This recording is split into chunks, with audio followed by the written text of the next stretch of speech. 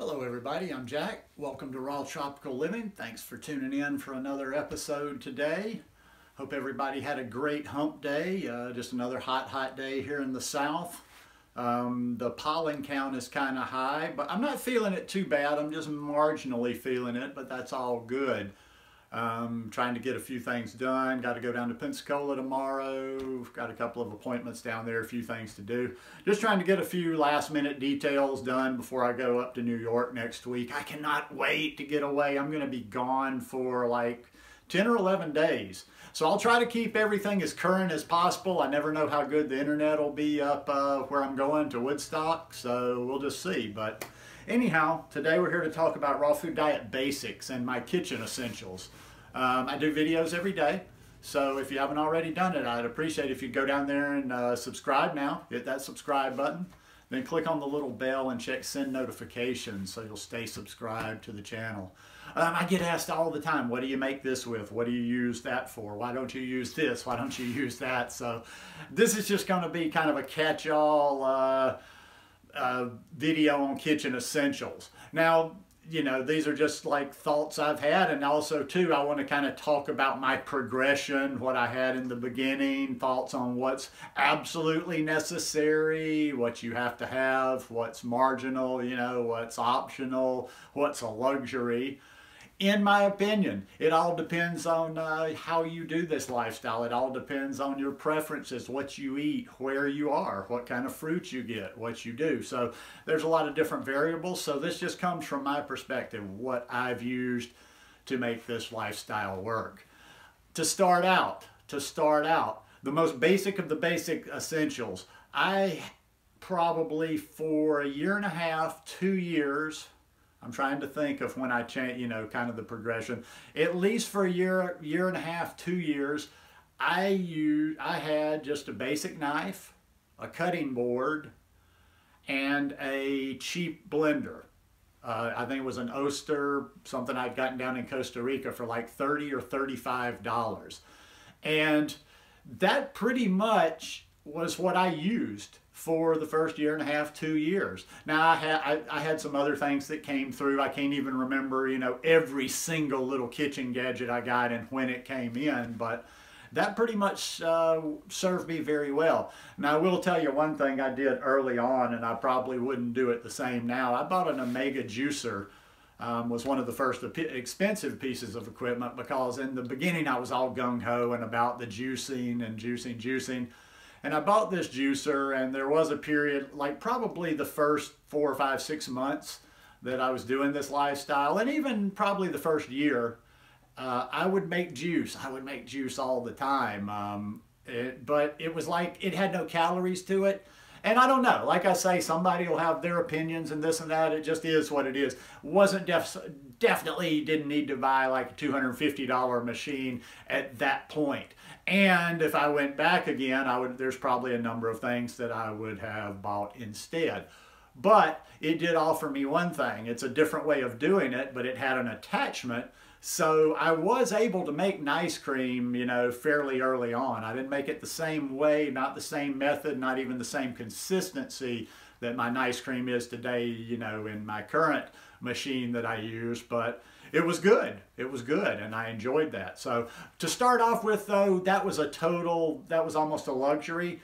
I had the knife, cutting board, and a cheap basic blender. Now, as I evolved, what else did I have? And like I say, some of these things are, you know, you can think about different options and different price ranges for substitutes. Zoodles. You know, everybody hears people talking about the Zoodles and the Koodles and making, you know, like mock pasta sauces and this and that. That was, I bought one of those little, I can't even think of the name of it now. It's just one of those little cylindrical things like that you do by hand for spiralizing. But that was like about $20. So that's just, you know, a second thought. I'm not going to really sweat a $20 appliance like that. And I used it a good bit. I haven't really been doing a lot of Zoodles lately, but that's one there. I would recommend that for the price. I think you can get them at Bed Bath & Beyond. You can get them online, but you get a little cheap one. It's very economical. So that.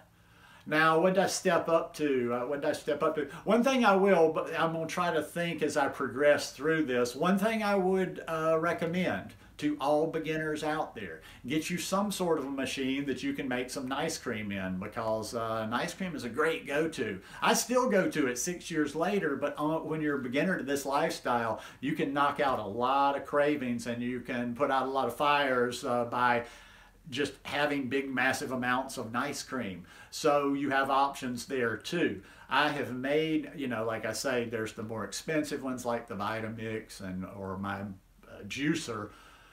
More economical, I've never used it. If you're really budget conscious, maybe a Yonana. I've heard good things about those.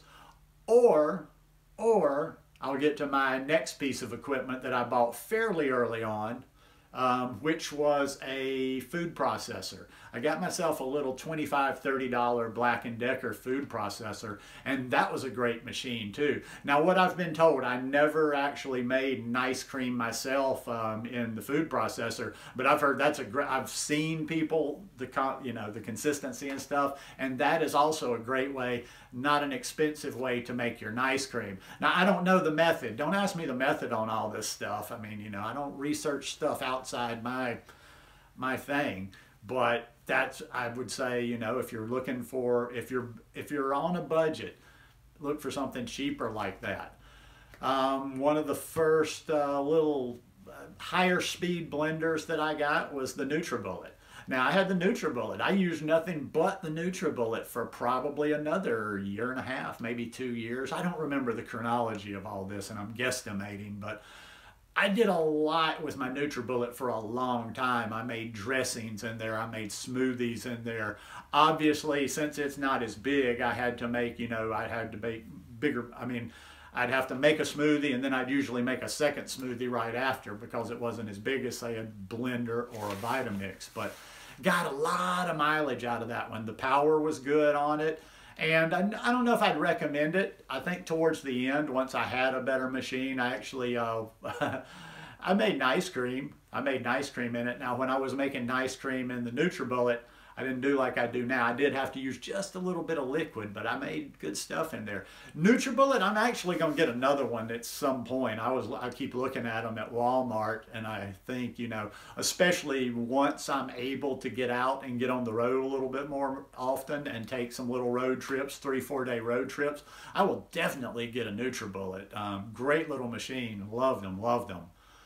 I stepped up to a Ninja. I liked Ninja. Ninja's a little bit more expensive than just than just the Oster or those blenders. I want to say my Ninja was maybe right around anywhere from $80 to $100. Now the power was there. I could chop, I could blend up, chop up a lot more things that I had problems with and smoother than in my cheap blender. But it was kind of crude. I didn't make ice cream very well in that one, and a lot of things like it just didn't. The composition, I don't know. It was the way those blades ran, but it didn't make things like what I'm going to get to next, which is the Vitamix. The Vitamix brings out a lot of responses from people. Some people are so anti-Vitamix just because of the price or whatever. I was kind of stubborn like that before too. I used to hear people talk about their Vitamix this, Vitamix that, gotta have Vitamix, gotta have Vitamix. Let me make it clear. No, you don't have to have a Vitamix to make this lifestyle work. But God, it makes it so much more easy. And when you start thinking about what you pay for something and the amount you use it, I use my Vitamix all day, every day. Let me say that again. I use my Vitamix all day, every day. So even at the price, and hey, full disclosure, I had a lovely friend that gave me one for a Christmas present, Christmas before last. But now that I have it, if it went out, I'd have to have another one tomorrow. I've just gotten to where I really like it that much. Now people get, it's not funny, sometimes people are like, oh, well, you don't have to have all that fancy stuff, and there's no need to spend all that money on all this raw vegan stuff. I'm like, look at how the average person's kitchen is tricked out. Look at how foodies' kitchens are tricked out. They have special bread makers and pasta makers and this little thing. I've gone into people's kitchens and seen things I don't even know what the hell they are, and somebody says, yeah, that was $350. So, or oven or stoves. Maybe if you're fully raw, you don't even need a stove or an oven anymore. Think of all the things that were in the kitchen before. It's just a matter of perception. It's like, well, I'm not spending all this money, but you spent so much money on stuff that makes food for the standard American diet. So just a little perspective there. You don't have to have a Vitamix. There's another good machine called a Blendtec. I haven't heard people talking about that one much in a while, but definitely, I would say if you can, Vitamix. They have them refurbished. They have them on eBay. So, you know, there's even cheaper options too. And I remember the person that gave me this Vitamix telling me mine was a refurbished model, and it works like a champ. So anyhow, like I say, this lifestyle is very versatile. You know, it depends on where I go. Now, if I go, you know, if I go back down to Costa Rica for, say, I probably won't be going down anytime in the next year or so for a long period, but if I was to go down there for a month, I could easily do it. I could do it with just a knife, a cutting board, and I'd buy a cheap blender when I got down there. But more realistically, if I was doing, say, a month trip down there or, you know, whatever, I would have a good knife, a cutting board, and my NutriBullet. And I could get by easily, and I could feed myself and enjoy myself on that. I might miss my ice cream a little bit. I might start to get a little bit antsy. I might have to get somebody else to bring me something down, like a Yonana, but no, that's basically it. But the other things do make this lifestyle more fun to do, make it a little bit less boring to do. I mean, like I say, you just start thinking about the different things that you can make, the different things you can do, and the different options you have, plus another thing with the Vitamix in the wintertime. I've never really done that, but you can you can actually blend it enough to where you warm up your soups and whatever. But in the end, it's going to all come down to you.